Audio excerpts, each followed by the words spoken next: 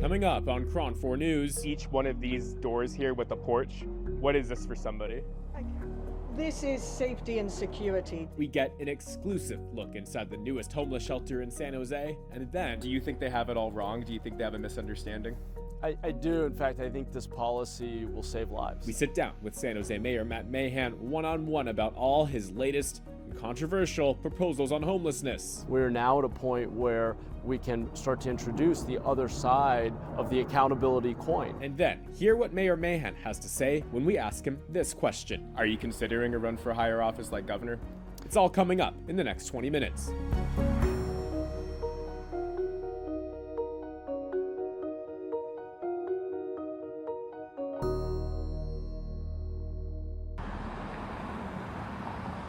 Situated in far south San Jose, off Via del Oro and Great Oaks Boulevard, is 150 beds, opening in April. It's set to fill the critical need of bringing the thousands of homeless people in San Jose inside. I can't stress that enough, how unsafe it is for people living on the streets. Joe Price is the co-founder of Dignity Moves, and this is their latest project. Talk to me a little bit about what each one of these doors here with a porch, what is this for somebody? This is safety and security. This is the mindset to make people feel safe and secure so then they can work on how they become homelessness and the steps needed to get them out of homelessness. Each pod is a sleeping unit. Think of this complex like a homeless shelter, except each bed has a door with a lock. It's total privacy, and more importantly, Price says, is agency. Here, when you have that door and it's a physical barrier, it's you inside and your possessions, that changes your mindset. So then you can start thinking and working with your case manager on the next steps you need to take to get you on the path to stability. There are also kitchens and bathrooms and first aid, but Price knows this is not enough to fill the need. This is an emergency, and we need to start treating it like an emergency. The number of trees. And that's why she's here with Mayor Matt Mahan, who has vowed 1,000 beds to be built throughout this year. Now, these 150 beds took about 11 months. The increased demand for shelter also comes with an increased demand to clean up the streets in San Jose. The mayor recently got his 2024 and 2025 budget approved, which includes a provision that would allow the arrest of unhoused people who refuse shelter multiple times within a certain time period. It all boiled over at a city council meeting in March. I'm here because I want to support the mayor's budget message. We believe the city must reject any proposals to further criminalize unhoused residents. And now at this new homeless shelter in San Jose, we sit down with Mayor Mahan to talk about the recent headlines. We're going to chat a little bit first about how this past week's city council went, the one where the city council approved your budget proposal. How did you feel knowing that they pushed it through with some slight provisions, right? Yeah, I felt great because we're pushing the boundaries. We're making bold investments in expanding basic dignified shelter. We're saying that when we ask our taxpayers to build safe places with services, that we're going to require that people come indoors and that we start on the path to actually ending this era of encampments.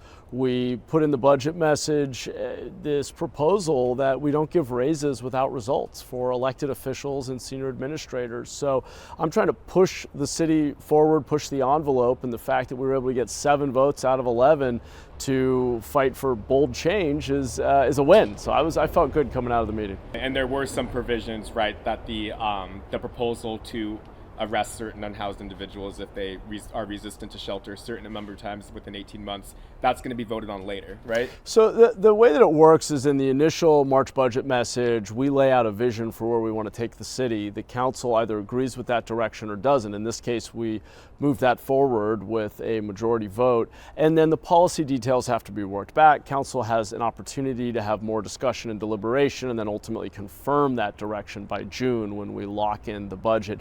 Just on that responsibility to shelter idea, if I could take a minute to explain the concept.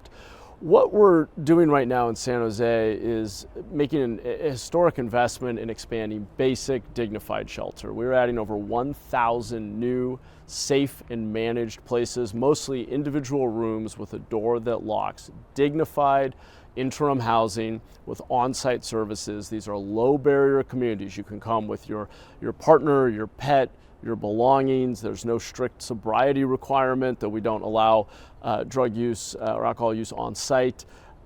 We don't kick people out. You are here to stabilize, get access to services, and have every shot at turning your life around. But what we're finding as we're doing outreach in the vicinity of these sites is a proportion, not the majority, but a portion of the folks who are out there are what's called service resistant, often due to an underlying addiction or mental health issue, and simply refusing to come indoors. The challenge with that is twofold. One, those end up being our most vulnerable neighbors, the people who are most likely to die on our streets. We have 200 people a year in our county die on our streets, nearly half of whom from substance abuse issues.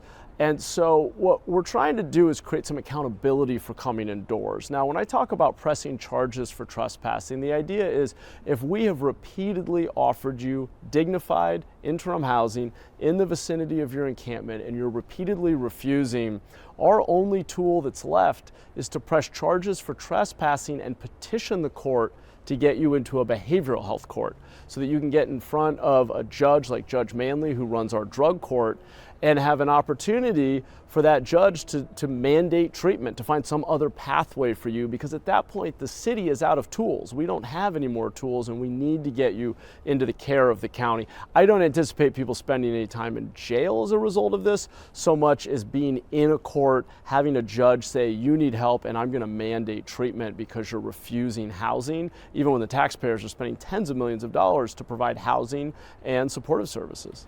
There were a couple hundred people at City Council last week. Yeah. A lot of them were very much for the proposal. Yeah, a majority, in fact. We counted. But there were many people who also were there saying that this is going to end up killing people, and that's their words. Yeah. Do you think they have it all wrong? Do you think they have a misunderstanding? I do. In fact, I think this policy will save lives. I have a cousin who was on the streets due to addiction, and when people are deep in the throes of addiction to substances like meth, fentanyl, which, by the way, are estimated to be 20 to 50 times more addictive than the cocaine and heroin of the 80s and 90s that themselves killed a lot of people.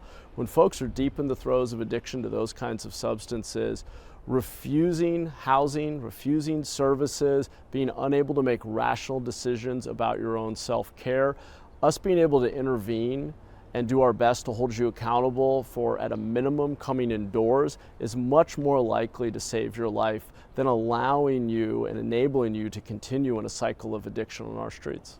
And I know a couple minutes ago you were talking about how, from the mindset of, as a city, we've done all we could. We've offered you places to go. We've offered you these solutions. And only then would this proposal come into play. Yeah. Is that almost your way of saying you wanting to ask the county to do more by putting them in the court system? Well, the county needs to do more, and the bottom line is if we continue to spend a couple $100 million a year expanding and operating interim housing, safe shelter, places with services where people can go, and someone is repeatedly refusing to come into a safe, dignified shelter interim housing site, the city's out of tools. At that point it becomes a healthcare issue first and foremost. We need to get someone into a behavioral health court so that the county is aware of who this person is, that they're repeatedly refusing housing, and there's an opportunity to get them on a different path, to get them connected to services. The other point I'll just make is I'm trying to find a pragmatic middle path that is compassionate, offers people safe places to go with services, but also creates accountability for coming indoors at a minimum when housing's being offered. At the other two extremes, and we see a lot of cities, a lot of communities at either end of this spectrum, you have a growing number of cities that are outright banning camping. They're saying the very fact of camping is going to be illegal. Like Fremont, right? There are many cities in the country, Fremont being a local example of cities that are taking the Grants Pass decision to dramatically expand prohibitions on camping. And I get the frustration, believe me. We're, in elected office, you're yelled at every day, including just trying to make it through the grocery store on the weekend, about the state of the encampments on our streets. I understand the frustration. The only sustainable answer to this solution is, in a fair share way, every city, every county has to do its part, scale up basic dignified shelter, scale up inpatient treatment, say yes to affordable housing, and when it's available, require some accountability for coming indoors. If you don't have both sides of that coin, accountability for government to provide solutions, accountability for individuals to use those solutions, we will never end this crisis. Why now? Why now this proposal to arrest certain unhoused people? Why now limiting the hours that people can stay on the sidewalk? Why now as opposed to maybe a year or two ago? Well, look, I ran for office 3 years ago on the promise that we would get back to basics. We would focus the city on a few core priorities: getting people off the streets faster, investing in public safety solutions, cleaning up the city, being a place that can attract jobs, new housing, the basics that we need as a community. We're now at a point where we can start to introduce the other side of the accountability coin. One side is government being responsible for providing solutions like dignified shelter and services. The other side of the coin is the individual being responsible for coming indoors. That's how we build public trust. That's how we keep our community engaged and willing to invest in solutions. That's how we chart a path out of this crisis of unsheltered homelessness, this era of encampments that we've been in for far too long. And we believe it's starting to work. We have opened a number of sites. We have over 500 of these interim housing rooms that are open. They're at about a 95% utilization rate. Over the last 4 years of having these sites open, of the couple thousand people we've helped, over 70% remain off our streets today. Nearly half have graduated to permanent housing. The neighborhoods in which we've built these communities, and we already have 7 up and running, have actually seen a decline in calls for service for crime and blight. But we can't stop now because the scale of this crisis is significant. We let it get out of control for years. The state pivoted away from investing in shelter. We've made it far too difficult to build housing, both affordable and market rate. So we saw housing production come down. We stopped investing in shelter. We did not grapple with the addiction crisis on our streets and the rise of fentanyl, and it's been this perfect storm. Over the last 5-10 years, we've seen an explosion in unsheltered homelessness and impacts on the community. We're now San Jose is charting a course forward. We're adding more safe, dignified shelter than any other city I'm aware of, at least in Northern California. We are bringing some common sense accountability back and saying we're going to start enforcing quality of life crimes. We're going to start to require that people come indoors when we're offering safe, dignified housing and shelter. But if we're going to end this crisis, we have to be focused, we have to be pragmatic, and we have to hold everyone accountable. Do you think there's also added pressure to make San Jose, Silicon Valley look better and be a better place for people to live, knowing that we also have the Super Bowl and World Cup games coming next year? The pressure I feel is really twofold. One is to do better by our vulnerable neighbors who are far too often dying on our streets of preventable causes like an overdose and exposure to the elements. The other is the pressure I feel, quite rightly, from the broader community that is sick and tired of the quality of life and public safety impacts that come with having 5,000 people living outside in tents and vehicles. It isn't fair to people to work hard, play by the rules, pay taxes, maintain their homes, and deal with fires and trash and noise and crime because we're failing to address addiction and mental illness. We're failing to build affordable housing. But we are charting a path. We're being bolder. We're investing more. We're being pragmatic in the policies we implement. And I think over time, you'll see that the San Jose way is working. And I hope that it becomes a template for a state. People looking at the headlines of stuff that's happening here in San Jose, the solutions for homelessness, the proposals, definitely gotten a lot more popular, San Jose, for sure. With that said, are you considering a run for a higher office like governor? I'm focused on being mayor of San Jose and doing what I set out to do when I ran for this office. I come out of the tech sector. I'm a problem solver by nature. I like getting people together and figuring out, with the constraints we face, the time, the money, the resources we have, the problems we're facing, how do we collectively organize to solve problems? That's really what I'm interested in doing. I think San Jose is uniquely positioned to make significant progress on homelessness and be a model for the rest of the state. The reason that I'm talking about statewide policies and I'm pushing these solutions is that I don't think we as a single city in an ecosystem as large as the 40 million person state can solve these problems. So many of our issues cross jurisdictional boundaries, whether it's between two cities or it's healthcare and addiction treatment, which is a county issue, or it's barriers to building housing or getting people into treatment, which can be state laws that are in the way. So we really have to take a holistic view.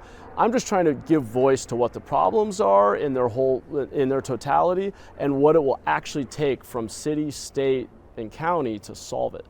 Awesome. Thank you so much for joining Thanks, us. Jeff. Appreciate the it. time. Likewise. Thank you.